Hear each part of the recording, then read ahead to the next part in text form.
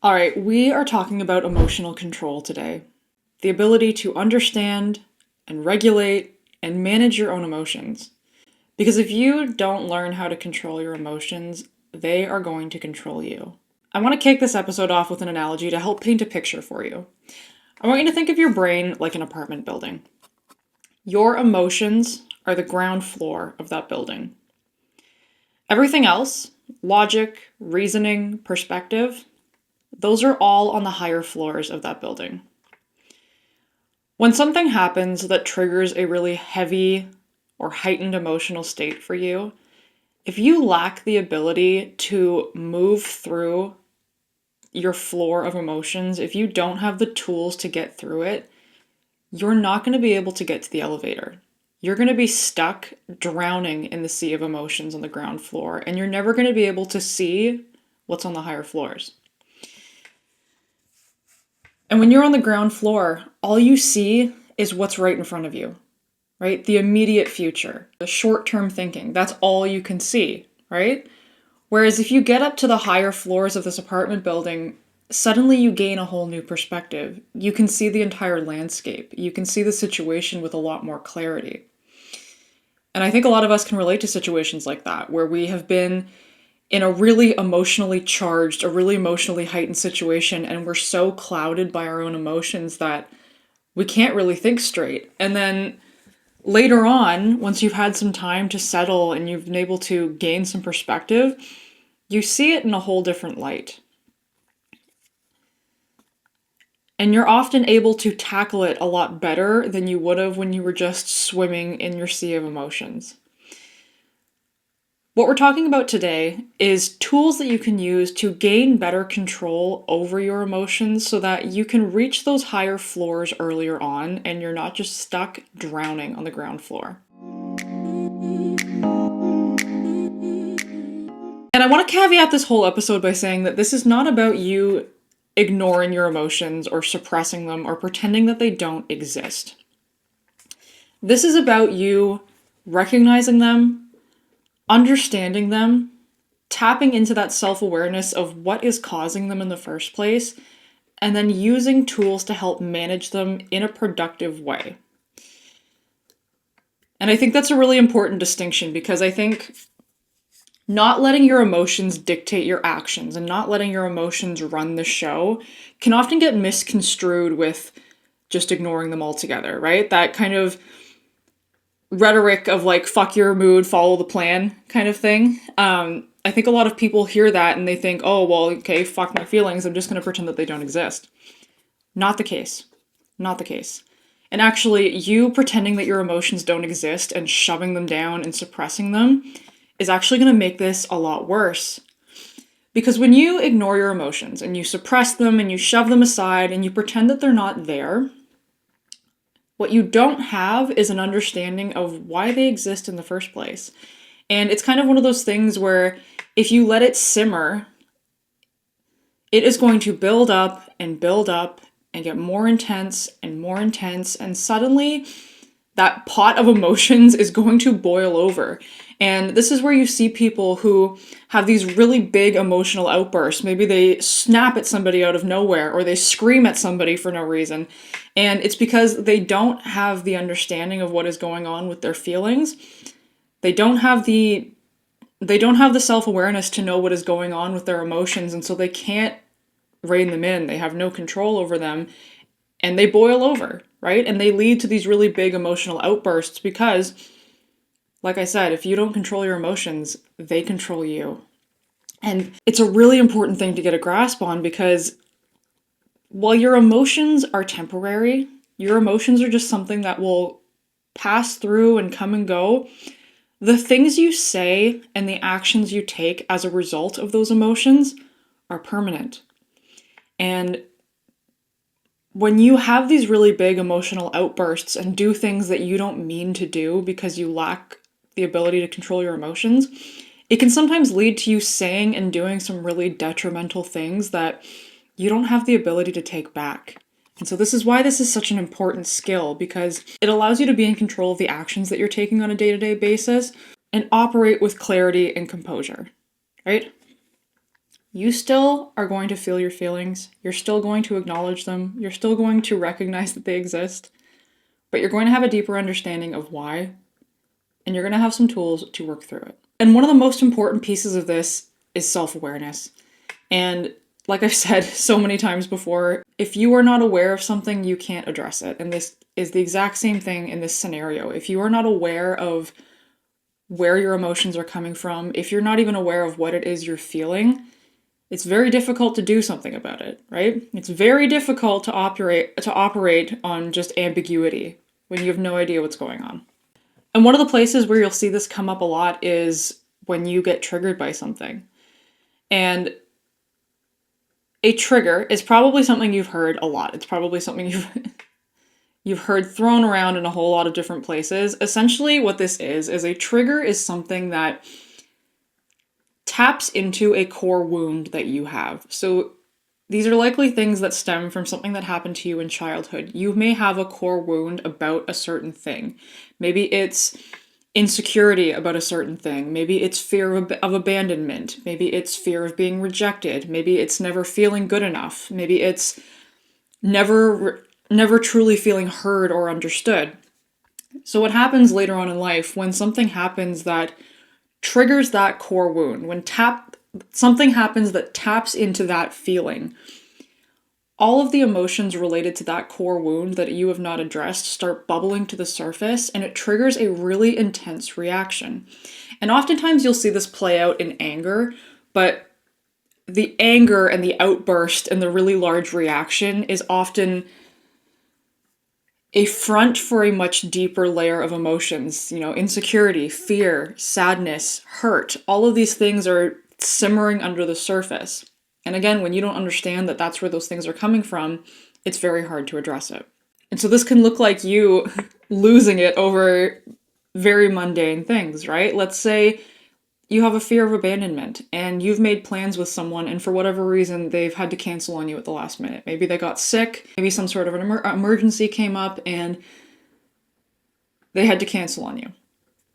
And while they had good intentions, while they didn't mean to do anything hurtful to you, it triggers that abandonment wound. And so you react in outrage and you react with a disproportionate amount of anger to the situation. Maybe you never make plans with them again because they've triggered this wound for you. Whereas having control over your emotions in that situation gives you the ability to feel that burst of emotions in the moment and say, okay, something is triggering me right now. Let me think about why. Let me think about where this is coming from and act accordingly, because oftentimes it's not coming from the immediate situation, it's coming from something that happened years ago.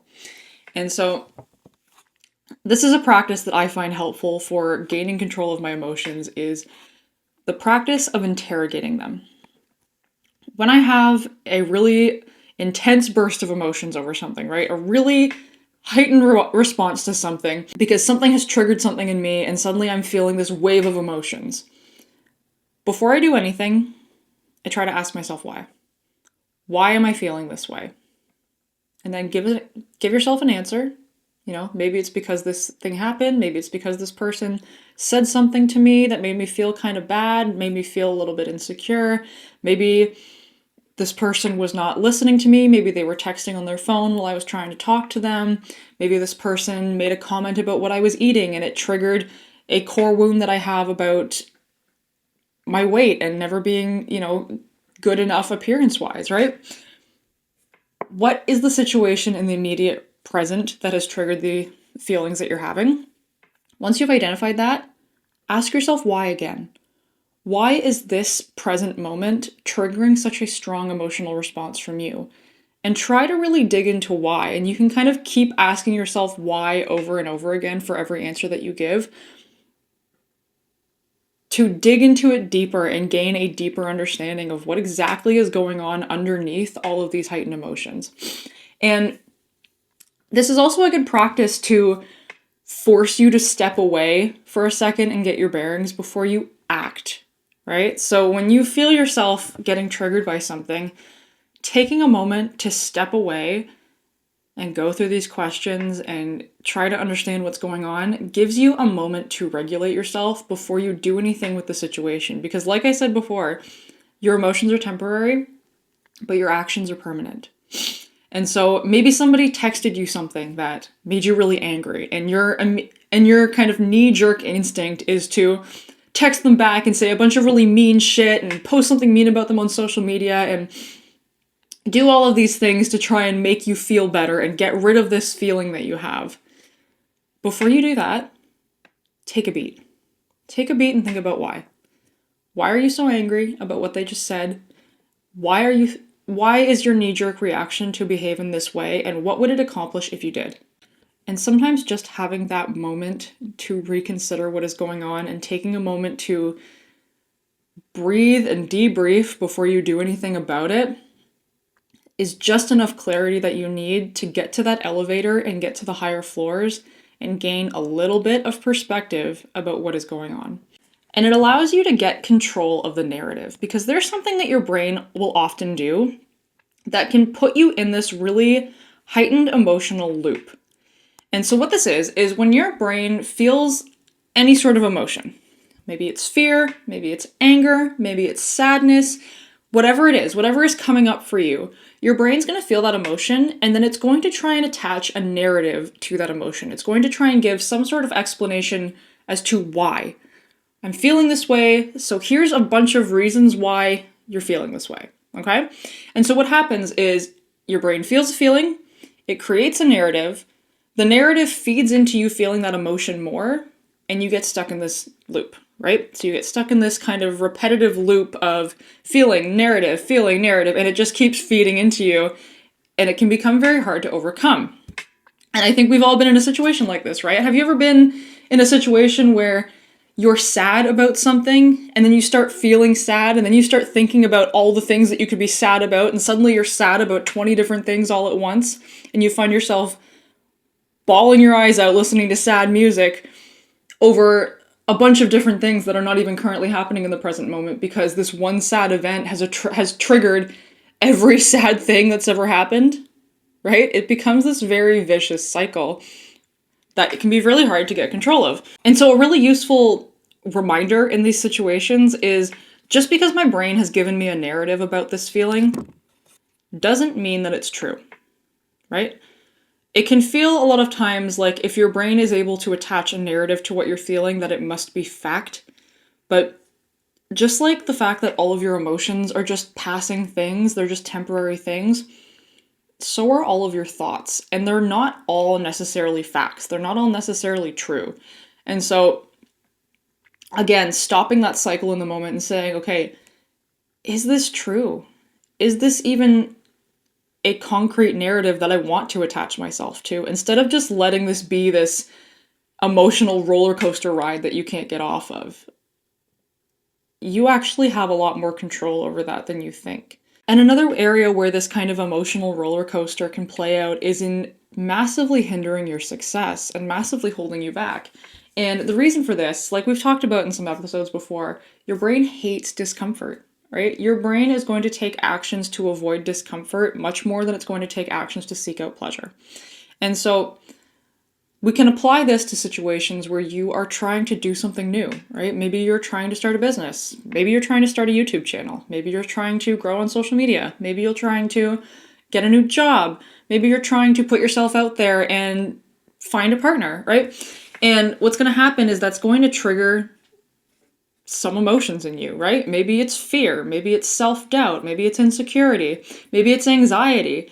And all of these feelings are uncomfortable. And so your brain is going to feel that discomfort. And again, its instinct is going to be, okay, we need to get rid of this. We have to get rid of these feelings as soon as possible so that I don't feel uncomfortable. Because your brain is much more hardwired to protect your comfort than it is to help you grow. And so these are these kind of situations where you try to do something that is a little bit outside your comfort zone, and you feel the feelings, and then your brain is going to create a narrative to try and push you to stop so that you don't feel uncomfortable. So those are those common narratives of, I'm a failure. I can't do this. I'm not capable. This isn't for me. Maybe I should just quit, right? And so in order to try and get rid of the discomfort, your brain is going to try and push you to quit what you're doing. And again, this is one of those things where having the awareness of why this is happening can be super useful. Understanding that this is how your brain operates and this is why it's pushing you to take that action can make it easier to tackle, because then in those moments you can say, okay, I'm feeling some uncomfortable emotions. My brain is pushing me to try and quit, to try and make that go away, and it's making me feel like I'm not capable, and it's making me feel like I'm a failure. However, not all of my thoughts are fact. It doesn't mean that this is true. It doesn't mean that this is a narrative that I have to act upon. And this is going to be your most important tool, right? People who succeed in anything, people who are able to step out of their comfort zone and take on new challenges, are not people who never feel insecure or are not people who never feel anxious, right? These people feel the same emotions we all do. What they do instead is they just don't give in to the narrative. Instead, they push through it and they work on being their own biggest cheerleader, and they work on creating new narratives to help rewrite that story. Because the truth is, nobody's going to be a bigger cheerleader for you than you are for yourself. You have to be that person that is going to be so delusional in your belief in yourself, because no one else is going to do that for you. And that means you have to rewrite those narratives that your brain is giving you. And a reframe that I find helpful in these moments is actually reminding myself that everybody else is human. Everybody else feels the same emotions as me. And this gives me the opportunity to look to other people who have accomplished things that maybe I want to accomplish, or who have done big things that I admire, right? And so I look up to all of these people and I think, these are human beings just like me. They had the same feelings I did, they had the same insecurities I did, but they were able to do it, right? They were able to accomplish the thing that I'm trying to accomplish, which means it's possible, which means I can do it too, right? I think it was Layla Hormozi that I heard one time say that I think she was talking about public speaking and speaking in front of large crowds, and she said something along the lines that she wasn't necessarily better at those things than other people, right? She didn't have less anxiety about these things than other people. She still got nervous speaking in front of large crowds.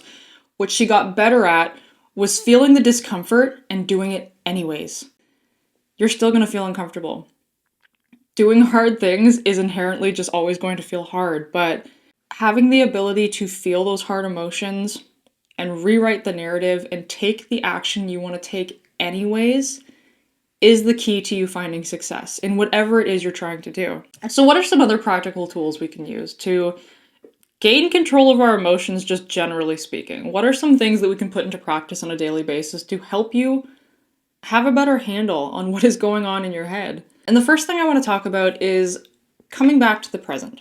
Because oftentimes what happens is a lot of the really heightened emotions that you feel have to do with things that have happened in the past or things that may happen in the future.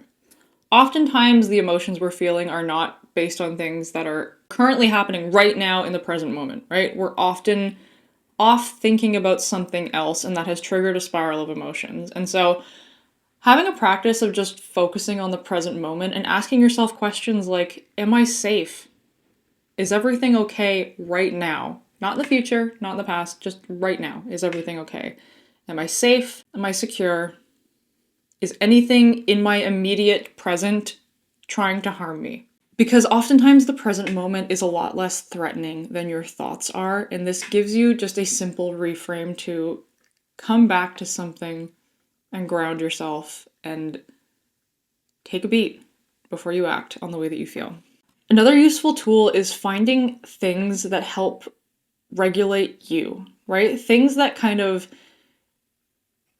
give your brain that kind of mental declutter. Those activities that are like taking a big, deep sigh of relief for your brain. It's those things that give your brain the time to process through thoughts and just kind of clean up your mental mess, if that makes sense. I'll give you some examples for me. So things that I really like to do when I need some time to just clear my head. Lifting weights, going for a walk, or having a really nice bubble bath. These are kind of my go-to activities for clearing out my mental clutter, right? Because while I'm doing these things, I can just take a breath and I can relax and I can start to pick up all of the things that are going on in my head and start working through them in a way that I maybe didn't have the time or the clarity to before. a way that I like to think about this is if all of the thoughts in your brain are like a tangled up mess of headphones and cords, right? I think we all have something like that somewhere in our house, maybe in your basement. You just have a mess of charging cords and headphones and all this nonsense that you don't know what goes to what anymore, and you look at it and it's just this big tangled mess. Having time to declutter all of your mental nonsense is like taking that ball of headphones and chargers and detangling all of them and laying them out flat on the floor so you can actually see what you have. Another practice that I like to do, which is kind of like the equivalent of untangling that charging cable knot, is writing your thoughts out and having somewhere to put them. Because your thoughts and your emotions are going to be much easier to deal with when you can actually see them in front of you instead of just trying to piece through everything all at once while it's in your head. When you have it written out, you can actually see things one by one and step by step, and so you can move through things one at a time instead of overwhelming yourself with everything all at once. And there's lots of different ways that you can accomplish this, right? Maybe you are someone who prefers to take pen and paper and journal it out that way. Maybe you write it out in the Notes app on your phone. Maybe you voice note it into the Notes app on your phone. Maybe you talk to a friend about it. Maybe if you have nobody to talk to about it, but you still want some feedback, ChatGPT is actually a really good tool for this, right? You can voice note everything that's on your mind into it and ask it to give you some feedback, right? And it can be the sounding board that you need to bounce ideas back and forth and work through this. And sometimes that's a route I like to take, honestly, because it's a source of feedback that is also not going to cloud you with too many opinions. And I think this is something that you need to be mindful of if you're going to talk to other people as a form of decluttering your mental mess. Is while it's usually coming from a good place, it's usually good intentioned, every person that you talk to about what is going on is going to have an opinion about it. It might be good or bad. And so, bearing that in mind, I want you to be very selective about who you talk to about this. Maybe you have a couple people that you know are going to tell you what you need to hear. Or maybe you have somebody that you are comfortable saying, listen, I'm not looking for advice. I'm just looking to vent or for a sounding board, and just having somebody let you air it out, if you will. What I wouldn't recommend is going to every single person you know and just dumping all of this out, because everyone's going to have an opinion. Everyone's going to have something to say about it. And if you're already having trouble working through things and you're already feeling confused, adding a million different opinions to the pile doesn't really help. It actually just makes your tangled up ball of chargers and headphones worse, right? It's like everybody else is throwing their phone charger into this tangled ball now, and it's even harder to get any clarity. So it can be really helpful to talk to people about what's going on in your head, but be selective about who you're talking to. And on a similar vein to this, for the love of God, don't post it on social media, right? If you are struggling with something, don't go plastering it all over your Facebook page and your Instagram stories, because, again, you're inviting the entire world in to give you their opinions on what is going on. It's just going to add a lot of noise to the conversation, not more clarity. The last thing I want to encourage you to do in order to help gain better control over your emotions is practicing mindfulness as a skill. And this can be things like breath work, this can be things like meditation, this can be things like having just like a mental debriefing practice. And what I want you to start with is I want you to start doing these things when everything is good. I want you to do it when you're not in a really triggered state. I want you to do it when everything feels pretty okay. The reason for this is because when you turn it into a habit and you do these things consistently when everything is good, that becomes your default mode of operating. So when things are hard, when you do get triggered by something, when things feel a lot more difficult, your body's going to be more inclined to operate on autopilot in those moments. And if you've ingrained these habits into your routine already, they will be your autopilot, right? You're going to have those tools in your arsenal already to help you through it, because it's already what you've been doing. And another important note to make on this is a lot of mindfulness practices like meditation, they're a skill. They're a skill just like everything else. And I think a lot of people try meditation once or twice, thinking that it's one of those things that you're going to do it and you're just going to get it, right? The first time you meditate, you're going to feel all the benefits and you're going to feel all this great mental clarity and it's going to be amazing. And then you do it and it's not. And you feel nothing and you struggle to focus on what you're trying to do and your thoughts are all over the place and it feels like it's doing nothing. And so you do it once and you hate it and you never do it again. What skill in your entire life have you picked up once and been a master at? Right? What skill in your life have you ever picked up and just immediately gotten all the benefits from it right away? None. Right? They don't exist. That's not the case. That's just not how it works. This is a skill, like everything else. It's something that you have to put repeated time and effort into in order to get better at. And so again, this is why you practice it when things are good, because you build up that skill. So when you actually need it, it's there. You have the ability to tap into it in a productive way. A useful analogy that I like to use to think about this is, let's equate meditation with stretching, right? Let's say you never stretch ever in your life, right? You never take any time to stretch out your body, you never do anything at all. And then one day you decide you're just gonna do the splits, right? Because why not, right? Other people do it, other people make it look easy, I should be able to just do that. But every part of your body is tight as steel because you have not stretched in years. And so you try to throw yourself into a split formation and you can't do it.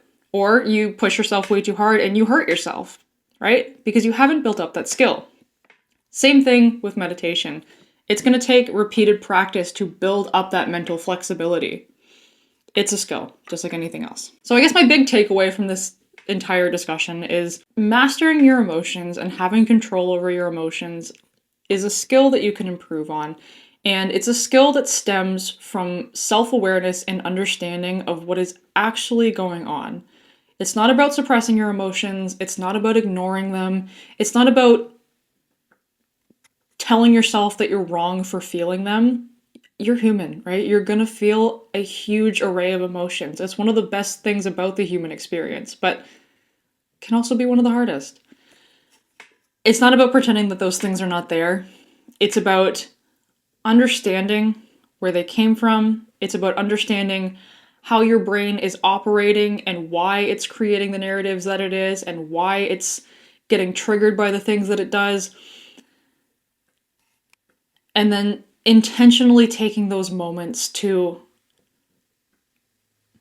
reframe it in your own way, right? Give it your own narrative, give it your own layer of understanding, and act based on that. Your emotions are just information. They're not instructions on how you need to act.